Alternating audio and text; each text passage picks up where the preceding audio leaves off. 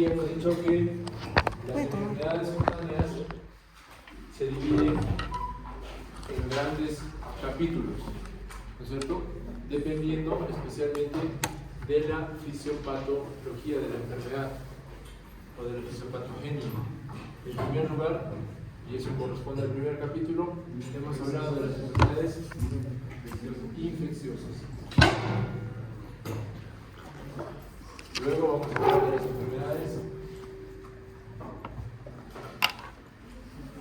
inflamatorias. Luego vamos a hablar de las enfermedades autoinmunitarias, ahí por allí como que de repente tienen un componente autoinmune, y luego de las neoplasias. ¿Cierto? Así hemos dividido el curso y hemos terminado todas las enfermedades infecciosas. A ver, vamos a preguntar. ¿Cómo se llama usted? Cristian. ¿Qué grupo de infecciones hemos estudiado en la primera clase? Por virus. ¿Y dentro de esas cuáles hemos estudiado?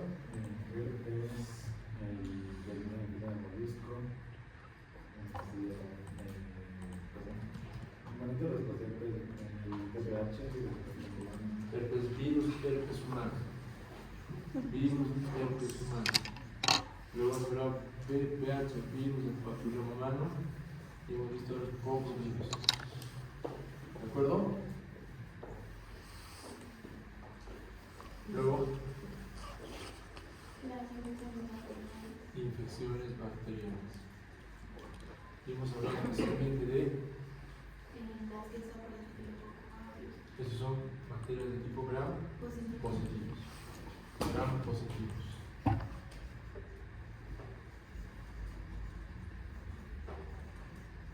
Estafilococo y estreptococo. ¿Y cuando dijimos que las bacterias pueden afectar la piel?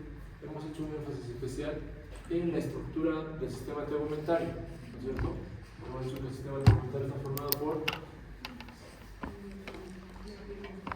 piel, epidermis, dermis y hipodermis. Luego, complejo pilosebáceo, glándulas endocrinas y apocrinas. Y finalmente, la unidad fungial, la U. Cuatro estructuras, y dijimos que estos gérmenes gram positivos podían afectar a la piel, podían afectar al complejo pilosebáceo o podían afectar a las glándulas, en un caso, o a la unidad fungial. ¿De acuerdo? Así. A ver, dijimos cómo afecta a la piel. ¿Qué enfermedades infecciosas hay en la piel? Impétigo, celulitis y fascitis. ¿De acuerdo? Sí. Impétigo, muy superficial. Erisipela, un poquito más profundo, llegando a la dermis superficial. Celulitis, llegando a la dermis profunda y un poco a la hipodermis. Y finalmente fascitis, que afecta a la fase muscular. Esas son las bacterias. ¿Y cómo afecta al complejo pilosebáceo? ¿Cómo te llamas?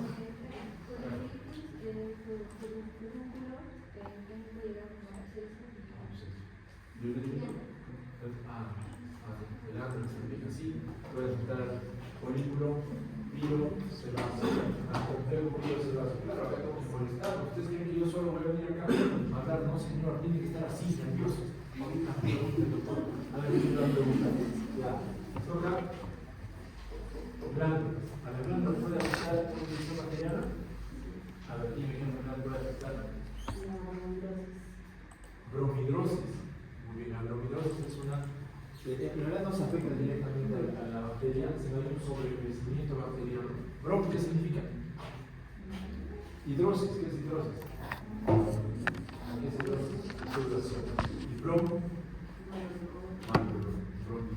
así se llama el. Pero en este caso no es una afectación directa. Si no saben, chicos, ahora no se toca como una enfermedad, pero hay que saberlo. La bromidrosis es una patología por la cual hay un sobrecrecimiento bacteriano a nivel de pliegues y el contacto de la sudoración con las toxinas de la bacteria va a producir un olor especial. ¿Ok? Es un sobrecrecimiento bacteriano. No hay una infección como tal. Otra que dijimos en la clase. ¿Te digo quién es el tema? Hidradenitis. La glándula pocrina y el complejo piloso se ven afectados por bacterias, especialmente bacterias gram positivas resistentes, y producen un cuadro crónico bastante complejo. A ver, ustedes me dicen, ¿puede afectar a la unidad mundial? ¿Cómo se llama? Puede haber una paroniquia, especialmente la paroniquia por estafilococo, pero también un germen, chicos, que deben saber esto, que puede afectar la una es pseudomonas, especialmente en pacientes que agarran mucho agua. Muy bien. Y bueno, ahí están cómo afectan las bacterias al sistema tegumentario. Luego hemos hecho una tercera exposición. Sus compañeros han expuesto mal, dicho sea de paso, pésimamente. Y lo voy a recordar hasta que terminemos el curso. Han leído las diapositivas. Hemos hablado de los infecciones micóticas, hongos. Y cuando hablamos de hongos, debemos recordar que los hongos pueden afectar a la capa superficial, en este caso se llaman infecciones micóticas superficiales, y pueden afectar también a las capas profundas de la piel, y en ese caso se conocen como infecciones micóticas profundas.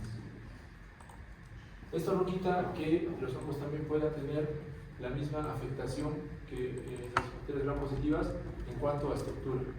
O sea, pueden afectar a la piel, al folículo piloso, a la glándula sudorípara o a la unidad mundial. ¿Ok? Entonces, podemos hablar quién. A ver, ¿cómo te llamas? Lucía. ¿Qué hongos superficiales ahora tus compañeros? Dermatofitos. En general, chicos, los hongos pueden ser levaduras o filamentosos. Los mohos son los filamentos. Eso, cuando tú ves un pan que está en descomposición, es una cosa verde, blanquecina, ese es un moho, es un filamento. Vamos a hacer la foto del filamento. Pero esa es una clasificación muy general, es como decir varón y mujer. Algo así, es muy general. Específicamente, cuando hemos hablado de las infecciones micóticas superficiales, dijimos que puede ser dermatofitos, cándida y malacesia. Esos tres grupos de hongos son los que afectan especialmente la capa superficial de la piel. Y cuando presentaron las infecciones micóticas profundas, ya hablaron de un grupo de hongos patógenos que son un poquito más complejos y que se encuentran especialmente en personas que inmunosuprimidos o también que vienen de, epidemiológicamente hablando, de zonas tropicales o subtropicales. A ver, Lucía, ¿quién está a tu costado? ¿Cómo se llama? Jenny. También has anotado. Dime a ver qué hongos micóticos profundos o qué infecciones micóticas profundas conocemos. Histoplasmosis, criptococosis, cutáneo, como estamos hablando, todo cutáneo. Luego, esporotricosis. ¿Qué más? Cromomicosis, ya más compleja la cosa. Otra más. Vamos a ver contigo, ¿cómo te llamas? Micaela. Ya, luego micetomas y ¿no más? Ya dijimos luego micosis, ¿no? Ya es esto. Hay más, pero esas son las más frecuentes. A ver, repite, ¿cuáles son? Para que no se olviden nunca, porque son nombres complejos. Sí. Esporotricosis, criptococosis, histoplasmosis, blastomicosis, no hemos hecho eso. Cromoblastomicosis, que no confundan con una blastomicosis, que también existe esa enfermedad. Cromoblastomicosis, o también llamada cromomicosis, otra. No, esa es la coximicosis, la micosis o proximicosis. Está. Lobo. Micetomas y lobomicosis. De esas 6 que hemos hablado, ¿cuál es la más frecuente? Histoplasmosis. No. Criptococosis. No. Vamos, nos faltan 4. Dime. Esporotricosis. Por el La pinchamiento de la... Muy tarde, ¿ah? ¿Dónde está? Flores, ahorita señor, lo vas a retirar de la clase. ¿Usted es de la clase? ¿Cómo te apellidas? Nunca te he visto. ¿Seguro?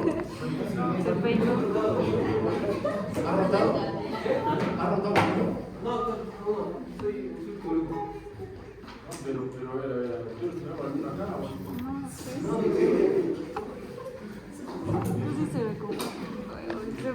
Se peinó. 12 y cuarto, ya. Ustedes saben qué me dicen cuando entran a esa hora. ¿Saben qué me están diciendo, señores? Ustedes dos. Y también tú. ¿Saben qué me están diciendo? ¿Sabe qué, doctor? A mí me llega su curso. A mí no me importa, no me interesa su curso. Así me están hablando ahorita. ¿Está bien? ¿Eso es justo o no? No, pues no. Así tengan presente, a eso estoy pensando de ustedes. Solamente que los respeto, por eso no les respondo de la misma forma. Entonces, ya nos han distraído. ¿Cuál es el hongo o la infección micótica profunda más frecuente? Esporotricosis. Producido por un hongo llamado Esporotrichia. No se olvide. Bueno, vamos a hablar de eso ahora, ¿no? Vamos a hablar de eso y finalmente vamos a hablar de ectoparasitosis, porque también no se olviden, existen lo que se conoce como endoparasitosis. Ese no es un tema de estudio ahora. ¿Cuál es un endoparásito? Cutáneo. ¿Cuál? No, funcionario no vas a encontrar en la piel. Puede haber, pero no es frecuente. ¿Cuál es el endoparásito por excelencia? A ver, que hay mucho aquí en el Perú. En las células. Leishmania. Endoparásito. Miren, un parásito, pero microscópico. Otro endoparásito. Otro conocido. Otro que es más frecuente. ¿Cuál otro? En la piel estamos hablando. Leishmania. Ya hemos hablado de eso. Otro. La tarea para acá. Ahora vamos a hablar de los ectoparasitosis. ¿Cuáles hemos dicho en la clase? Tungiosis, escabiosis. pediculosis. Pediculosis. Ya hemos hablado de virus herpes humano, poxvirus, hemos hablado también, creo, les hemos mostrado imágenes o más de herpes les hemos mostrado. Ahora vamos a ver entonces algunas de las. ¿Hemos hablado de bacterias? ¿Fotos hemos mostrado? Sí. Entonces nosotros vamos a hongos y ectoparásitos. Y si nos queda tiempo, un poco de los. Papelito. Están bien ubicaditos entonces, ¿cierto? Estamos en dermatología, en el caso nos ha entrado. Y vamos a hablar de las enfermedades infecciosas producidas por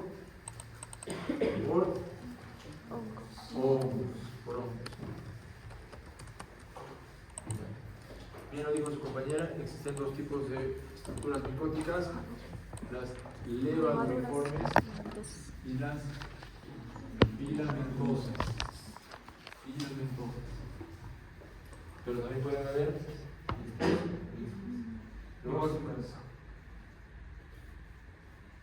dimórficos. Que tienen ambos, actúan en dos fases. A veces están en filamento. Depende de la temperatura. Depende de la temperatura, exactamente. También cómo se comportan los PD. Así es. Levaduras y filamentos. Entonces, los hongos que más frecuentemente afectan a la piel son los que se conocen como hongos superficiales o también se llaman como micosis superficiales. Y tenemos 3 grandes grupos de agentes patógenos, los llamados dermatofitos. Tenemos a el grupo de las enfermedades el grupo de patologías producidas por cándida, que se llama candidiasis. Y finalmente tenemos el grupo de patologías producidas por parestesia, a las que se conocen como Pitiriasis, versículo. Así, 3 grandes. Se dice que son superficiales porque efectivamente están en la superficie de la piel. Y la superficie de la piel se llama Estrato córneo. estrato córneo. Epidermis, estrato córneo. Y el estrato córneo, chicos, no se olviden, es una estructura que está formado por células muertas, no tienen núcleo. Pero lo que tienen mucho es queratina. Hay mucha queratina en la superficie, en la capa córnea, porque esa queratina, esas proteínas han sido el resultado de la, digamos, entre comillas, destrucción de todo el núcleo y todo el citoplasma de la célula de la capa basal. O sea, la capa basal ha migrado y en esa migración ha perdido el citoplasma y el núcleo, y todo ese contenido se ha convertido en un cemento, porque está uniendo las células en la capa córnea. Entonces, estos hongos superficiales tienen afinidad por la queratina, especialmente los dermatofitos. Estos son queratinofílicos. ¿Qué otra estructura cutánea tiene mucha queratina? Las uñas, Pelo. Esos son los que tienen mucha queratina. Entonces, justamente estos dermatofitos van a ser los agentes patógenos más frecuentes en zonas donde hay queratina. Cuando ustedes ven una patología en la piel cabelluda, lo primero que piensan que es un dermatofito. Estos dermatofitos se dividen en 3 grandes grupos: epidermofito, Microsporum y microsporum. microsporum. Estos a su vez pueden vivir en la tierra, pueden vivir en el ser humano o pueden vivir también en los animales. Domésticos y no domésticos. Sí, usualmente el perro y el gato tienen muchos dermatofitos. A los amantes de los animales. ¿Quiénes son amantes de los animales acá? Hay quienes besan a sus gatos. Ve. ¿Quiénes duermen con los perros?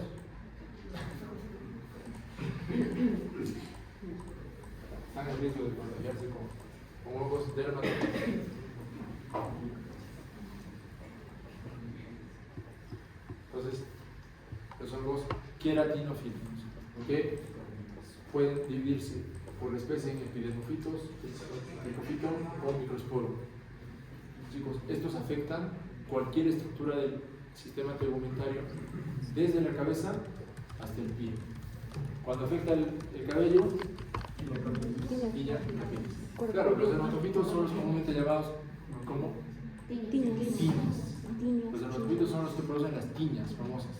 Tiña capitis en el cabello, en la cabeza, tiña facial en la cara, tiña en la barba, también hay, tiña corporis, hay en la mano también, en la ingle también es muy frecuente. ¿Cómo se llama de la ingle? Tiña cruris, y otra también tenemos mucho en el pie, porque la combinación de queratina más humedad, ese es el ambiente ideal para el ojo.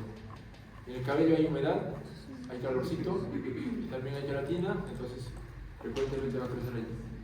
En el pie hay mucha humedad, hay mucha queratina, entonces es muy frecuente también la tiña del pie. Y me quiere decir en la uña. En la uña también es muy frecuente la afectación. Entonces, cuando hay en el cabello tiña en la cabeza, en la uña, se conoce como tiña unguium también, o llamada comúnmente onicomicosis. ¿De acuerdo? Hay algunas localizaciones que son típicas, hablando epidemiológicamente. Por ejemplo, la tiña de la cabeza es más frecuente en niños. Es muy frecuente en niños. En contraposición, por ejemplo, a la tiña de la uña. ¿La tiña de la uña es frecuente en niños? No hay. O sea, ustedes cuando vean una uña que está gruesa y está discolorida en un niño, lo primero que piensan no es en un hongo. No es así. ¿Ok? ¿De acuerdo? Y al revés, cuando tienen lesiones en la cabeza en un adulto, lo primero que piensan en qué? Tiña, ¿no? Dermatitis, o sea, en inflamación. Epidemiológicamente hablando, la tiña es más frecuente en niños y en adultos es más frecuente dermatitis. Y al revés, por ejemplo, en el pie de un adulto, lo primero que piensas, tiña, y en un niño, dermatitis. Así al revés, así al revés. ¿Ok? La tiña del cuerpo, corporis, ¿en qué edad será más frecuente? Adultos jóvenes, porque hay más sudor, hay más calor en los jóvenes. Tiña corporis. ¿A ti? Ya son jóvenes, son jóvenes. ¿De acuerdo? Entonces también es muy importante recordar el grupo etario. Digamos que la tiña que tiene más formas clínicas es la tiña del pie. Y es frecuente, como ustedes van a ser primero médicos generales antes que especialistas, van a ver mucho en el campo tiña del pie. Y hay 4 formas clínicas en la tiña del pie. Hay una forma que se llama intertrigonosa, o sea, entre los dedos, es la que se conoce como pie de atleta. ¿Hemos escuchado hablar de pie de atleta alguna vez? Eso se conoce como pie de atleta. Hay otra forma que es escamosa, cuando son escamitas nada más. Hay otra forma que hay placa muy gruesa. Y hay otra forma que se llama dishidrótica. Y la dishidrótica tiene vesículas. Característicamente todas las tiñas tienen escamación. Todas las tiñas producen escama porque lógicamente el globo está aquí, entre la capa córnea, esta produce un fenómeno inflamatorio y va a producir, claro, desprendimiento de capa córnea por el proceso inflamatorio. ¿Hay eritema? Sí hay eritema. ¿Hay prurito? El prurito es leve. En el pelo es más que porque no se olviden que la infección micótica, especialmente en el proceso inflamatorio, produce activación de linfocitos y también histocitos y macrófagos. Y estos, inmunológicamente hablando, producen activación de inmunoglobulina. Sí. ¿Pero qué tipo? ¿La E? No, más A, inmunoglobulina A y G. O sea, es una respuesta inflamatoria que no produce mucho prurito, no hay eosinófilos que van a la zona inflamatoria. Entonces, el prurito, no se olviden, chicos, no es el síntoma cardinal de las tiñas. Puede haber prurito, pero es un prurito leve. Por eso es que cuando ustedes tengan un paciente que viene con una lesión cutánea y que es muy pruriginosa, lo primero que tienen que pensar es que no es un hongo. Tengan presente eso. El prurito de una tiña no es un prurito muy intenso. Puede haber prurito, pero es un prurito leve. ¿De acuerdo? La otra tiña que tiene también algunas formas clínicas es la tiña de la cabeza. La tiña capitis. Hay una forma inflamatoria y hay una forma no inflamatoria. La inflamatoria lógicamente tiene la tirada característica, escama, eritema, inflamatorio, eritema, y también tiene muchos pelos cortados. Van a ver ahora que les voy a mostrar fotos. Estoy haciéndoles un repaso para que cuando vean las fotos que les voy a mostrar ustedes estén bien ubicaditos. ¿Ok? Hay una forma, jóvenes, de tiña de la cabeza que se llama fábica. Es más severa, es más intensa, y hay una placa muy gruesa, y usualmente en este caso la infección está llegando al bulbo piloso, hacia la base del pelo, por consiguiente hay zonas ya lampinas, zonas sin cabeza. Y el extremo de esta infección micótica profunda se conoce como el nombre de Kerion de Sebres, que es la forma más severa de infección micótica en la piel cabelluda. ¿De acuerdo? Muy bien, entonces vamos a ver imágenes. Estamos hablando de tiña. Tiña de la cabeza, tiña del cuerpo, tiña de la ingle, tiña del pie y la tiña de la uña. cuando hablamos de la tiña de la uña, siempre hay que ver la disposición de la uña, ¿no? Tiene una parte de distal, tiene una parte proximal que está pegada a la cutícula y tiene pliegues laterales. Y así nomás ustedes pueden determinar qué tipo de tiña de la uña o onicomicosis es. Puede ser distal, proximal, puede ser total cuando la uña está totalmente deforme, digamos, o puede ser blanca superficial cuando ven a la uñita parejita blanca. ¿Ya? Esas cuatro formas clínicas: total, distal, proximal y lateral. Lo que siempre deben tener en cuenta es la forma proximal. Inmunosupresión. Eso es inmunosupresión. De verdad, ustedes encuentran una tiña en la base de la uña, eso es inmunosupresión. Sí. Aló. En las otras formas no, porque son frecuentes, ¿no? La tiña de la uña distal es muy frecuente. Cuando a veces eso se deja por mucho tiempo, la uña se deforma totalmente. Entonces, tiñas producidas por dermatofitos. Pasamos a candidiasis. ¿Qué hongo produce candidiasis? Cándida. Especialmente la candidiasis. Pero no se olviden que hay otras especies, tipos de cándida. ¿Alguna conocen alguna? Tropical. La brata, familia la brata. La crucea, un montón. Bueno, pues eso ya, digamos, para mí no tiene mucho sentido estudiar eso. Lo importante es que sepan diagnosticar. Y bueno, la cándida puede afectar a mucosas o puede afectar a piel que no están relacionadas con las mucosas. ¿Ok? Entonces, tenemos dos grandes grupos de patologías producidas por cándida: candidiasis cutánea y mucocutánea o mucosas. Mucocutánea. En lo que es la candidiasis cutánea tenemos patologías bien clásicas, muy clásicas. ¿Cuáles serían? A ver, una de las intertrigo candidiasis. Eso es muy frecuente. Intertrigo candidiasis. ¿Otra? Ese es intertrigo. Intertrigo es dermatitis del pañal. Intertrigo, dermatitis del pañal.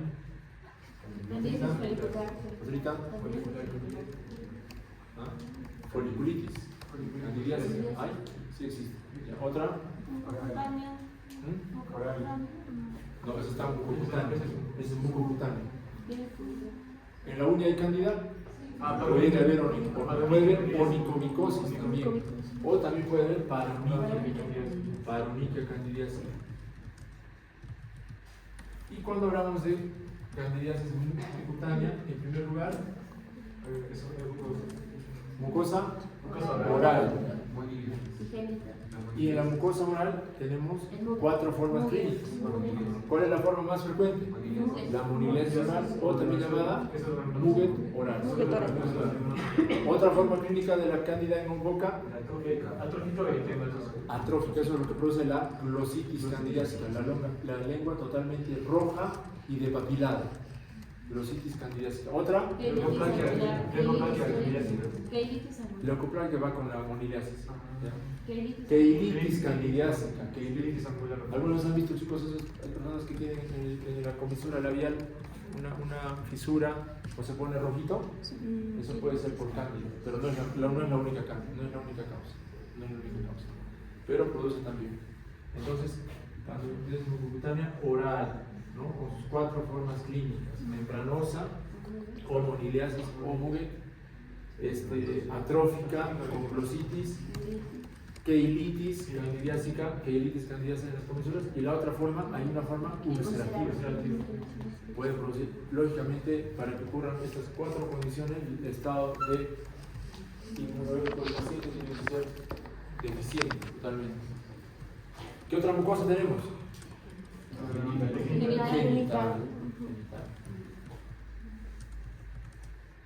Genital. En el varón, ¿cómo se llamaría esa infección?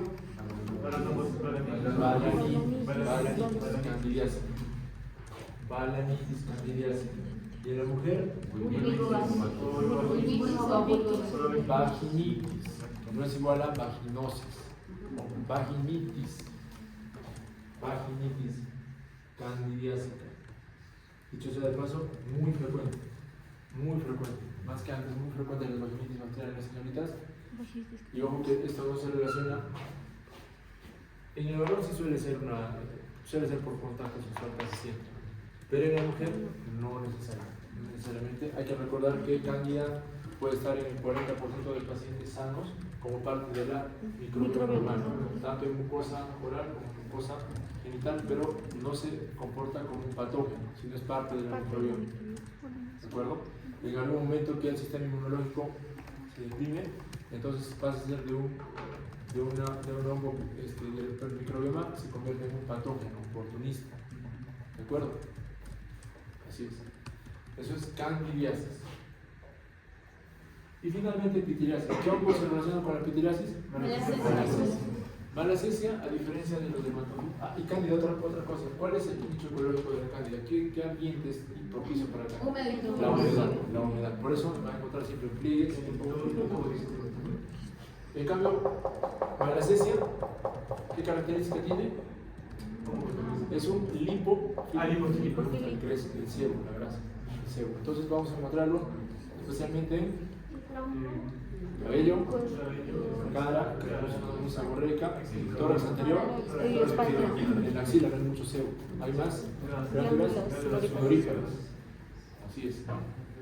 Este es más fácil. Produce placas de diferentes colores. A veces blanca, a veces rosada, a veces pardas, dependiendo del color de la piel de la persona.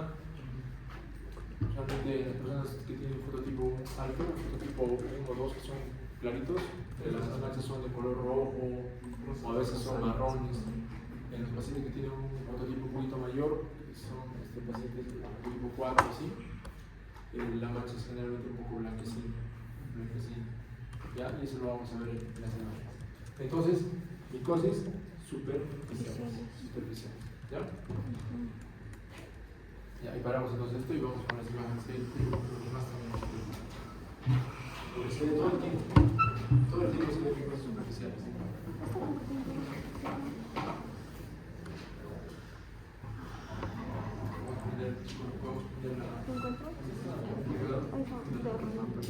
Por el 15 programas.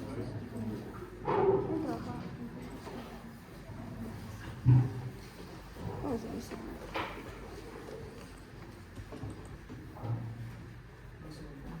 Sí, ¿no?